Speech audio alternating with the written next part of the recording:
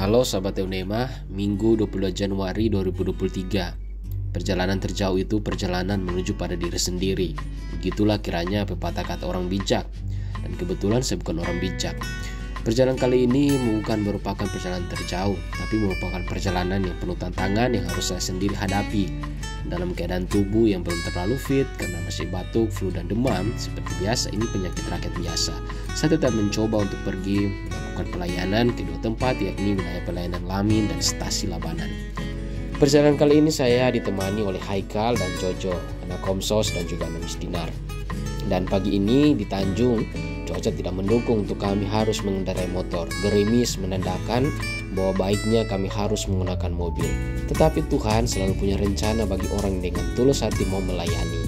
Gerimis pun berhenti. Kami pun segera melanjutkan perjalanan menuju ke tempat pelayanan. Saya sempat berpikir semoga di Lamin tidak hujan.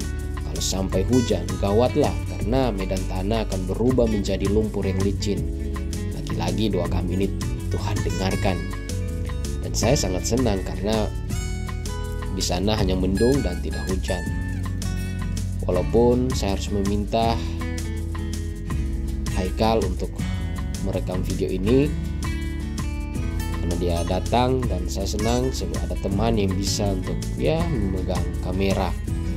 Tepat pukul 8.50 kami pun tiba di gereja Santo Paulus Lamin. Nah, di sini saya disambut oleh Pak Niko dan satu bapak. Ibadah pun mulai jam 9. Umat di Lamin jumlahnya tidak terlalu banyak. Inilah umatnya, hanya mungkin sekitar 10 orang lah kalau dihitung-hitung yang hadir tadi. Sesudah ibadah, saya pun bersama dua teman saya ini, kami pun menyempatkan waktu untuk mampir ke rumah Pak Niko. Ini di rumah Pak Niko pun saya bersama dua teman saya, kami ngopi dan sekedar snack, lalu berbincang-bincang sedikit. Berikut pembicaraan kami. Halo sahabat Eudema, tadi sudah selesai ibadah di Lamin. Nah, sekarang untuk masih ada waktu kurang lebih 1 jam atau sekitar 40 menit untuk ke stasi Labanan. Nah, ini sekarang saya ada di rumahnya ketua Pak Niko. Nah, saya akan masuk. Kalau kalian dengar suara musik ya maklum lah, ini di orang timur, jadi suara musik itu jadi karakter identitas utama ya. Orang timur tanpa musik itu seperti kehilangan nyawa. Nah, saya sudah ada di sini, ada Pak Niko sebagai ketua wilayah pelayanan di Lamin. Nah, sebelumnya saya akan tanya-tanya sedikit Pak Niko tentang wilayah pelayanan di sini seperti apa sih. Nah, mari kita bincang-bincang singkat saja tapi setidaknya penuh makna. Take pertama. Baik, selamat hari Minggu semua sahabat Eudema. Nah, di sini ada Pak Niko yang seperti yang saya katakan tadi, ini adalah wajahnya. Ya, gaya bagaimana, Pak? Ya, Pak Niko ya, saya tidak biasa disapa Pak Niko, dan boleh memperkenalkan diri dulu ya Pak, supaya sahabat-sahabat Eudema juga di rumah bisa tahu nama lengkap, mungkin asal dari mana. Nah, itu perkenalan singkat saja supaya sahabat-sahabat Eudema yang nonton juga bisa kenal. Iya, terima kasih Frater Feki. Nama saya Nikolaus Wow, namanya orang timur biasanya susah-susah. Saya di Lamin sini sudah kurang lebih 15 tahun ya. Memimpin wilayah pelayanan Lamin itu sudah kurang lebih segitu. Makanya oleh pastor paroki kita, Pastor Yosef, dia katakan bahwa itu ketua stasi seumur hidup.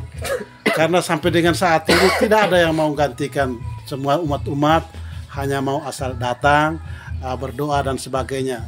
Jadi awalnya dulu gereja itu, stasi itu sudah 3 tahun tidak berjalan. Dengan kehadiran saya di sana, kami mulai lagi dari awal, dan puji Tuhan sampai sekarang berjalan kunjungan seperti stasi-stasi yang lain. Kalau dulu hampir 3 tahun untuk vakum, tidak ada kegiatan sama sekali, Frater.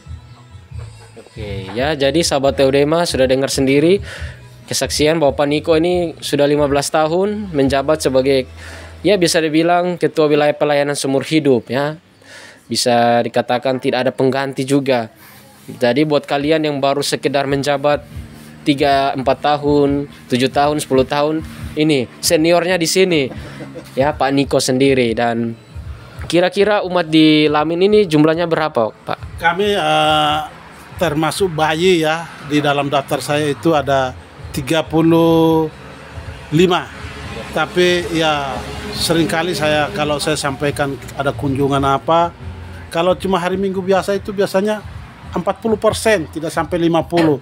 Kalau ada pastor ya 80% tidak bisa hadir semua. Itulah boleh dikata masih kurang kesadaran mereka akan kehadiran Tuhan di dalam kehidupan kita setiap hari. Jadi saya hanya bisa mengingatkan setiap minggu bahwa pentingnya kita ke gereja, pentingnya kita menghadap Tuhan karena kita sudah dikasih waktu 6 hari. Begitu, frater. Jadi umat di Lamin ya, seperti yang kalau sahabat-sahabat udah melihat, memang sedikit ya umatnya di sini. Tapi untuk ya mungkin semua sibuk kerja, hingga seperti Pak Niko katakan, Tuhan kasih kita waktu sudah 6 hari, dan hari ke-7 tuh harusnya kita istirahat. Ya ibadah sekitar tidak sampai 1 jam juga kita ibadah bersama. Tapi itulah pergumulan ya, tantangan yang Pak Niko hadapi di Lamin sini. Nah, kira-kira nama pelindung itu apa di Lamin? Santo Paulus Lamin. Santo Paulus Lamin. Nah, kebetulan juga di hari Minggu biasa yang ketiga ini, bacaan dari surat Rasul Paulus kepada umat di Korintus berbicara tentang umat sekiranya ya, terlebih umat di Korintus ia sekata tidak ada perpecahan. Dan ya harapan juga, kira-kira harapan apa ya Pak Niko sebagai ketua wilayah pelayanan di Lamin ini? Ya, saya berharap ya sebenarnya ada beberapa umat saya yang harusnya tadi sudah mereka boleh dikaderisasi, tapi kemauannya itu memang belum ada, frater. Saya ingin mereka bisa mimpin sendiri ibadat kalau tanpa saya. Ya semangatnya luar biasa, tapi sampai dengan saat ini belum ada yang punya jawaban ya gitu. Iya. Jadi sebenarnya memang kalau sudah ada yang bisa mimpin sebenarnya itu sudah mudah. Tapi sampai dengan sekarang ada satu ibu yang sebetulnya bisa, tapi ya itulah kendalanya sebenarnya. Ya gitu, frater. Ya, kendala sekaligus harapan juga dari Pak Niko, semoga di Lamin itu ada kaderisasi ya, minimal bisa tampil untuk bacaan, lalu memulai memimpin.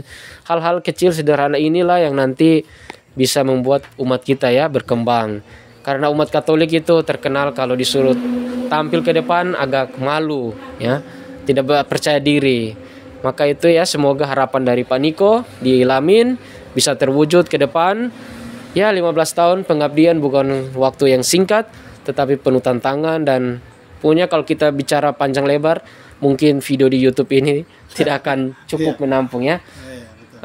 Hal yang menarik juga dari Pak Niko bergabung dalam kelompok apa? Yang saya PDKK. Ya, kelompok PDKK. Di situ saya bertumbuh sebenarnya dari komunitas itu. Saya dari PDKK saya belajar banyak, makanya apapun yang terjadi tantangan saya tetap semangat, tidak ada mundur. Dan di sana saya sepertinya cocok dan sukacita tetap ada. Kita punya tantangan pun biasa saja. Ya.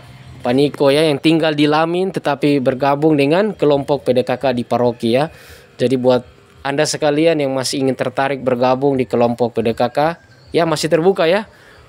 Kita sebetulnya saya pingin ya adik-adik yang seperti ini yang masih muda itu kalau bergabung di sana, kalau mereka bertumbuh itu sungguh luar biasa. Itu menjadi tulang punggung paroki sebenarnya. Kalau mereka misalnya bisa aktif di sana, mereka boleh mengenal banyak hal yang bisa kita dapat. Tuh, kalau kita ikut bergabung dengan komunitas PDKK. Nah ya, jadi kalau buat kalian di paroki ya, orang-orang muda, nah paling bertanya apa itu PDKK? Kita tanya saja, mumpung ada anggotanya di sini, kita kenal kepanjangannya ya. Ya, PDKK itu sebenarnya Persekutuan Doa Karismatik Katolik. Tapi kadang-kadang orang melihat persekutuan itu katanya dari sebelah, padahal tidak. Itu kita punya uskup di sini saja. Iya, orang karismatik itu sebenarnya. Kita punya uskup, banyak pastor-pastor yang bergabung ke situ. Ya, harapan saya sebenarnya kalau PDKK ini berkembang, maka ya paroki kita ini juga sungguh luar biasa kalau memang itu berkembang. Karena kita belajar dari Samarinda, Balikpapan, itu penggerak garis-garis depan itu orang-orang PDKK sebenarnya.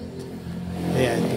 Ya, jadi PDKK itu Persekutuan Doa Karismatik Katolik ya.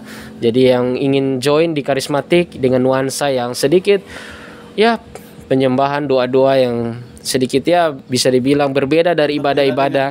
Nah, ini ya kelompok doa ini yang sebenarnya bertahan sudah cukup lama dan merupakan kekasan ya bagian kekasan dari gereja Katolik. Nah, itu jadi jangan ragu untuk bergabung dengan PDKK. Oke, sahabat Theodema, sekian saja bincang-bincang singkat kami ini karena saya juga harus siap-siap untuk lanjut ke stasi berikut. Terima kasih Pak Niko sudah bersedia di rumahnya menerima kami. Saya dengan kamerawan